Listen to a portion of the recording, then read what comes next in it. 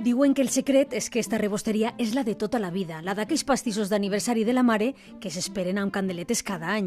I sembla que la fórmula els funciona. Pepina Pastel està venent des de Carcaixent uns 500 pastissos cada setmana.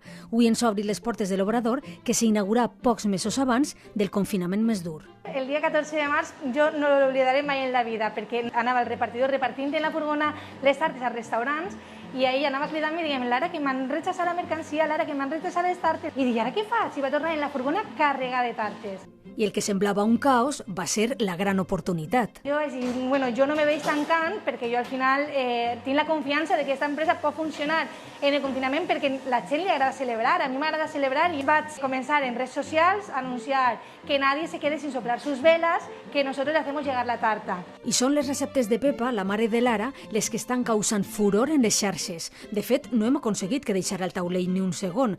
Potser per això no parem d'innovar sabors. Esta és la tarta d'orxata i fartons que la hem preparat aquest estiu i la veritat que està sent un exitazo total. Creguem que ens hem acabat tota l'orxata d'Alboraya de la quantitat de tartes que estem fent.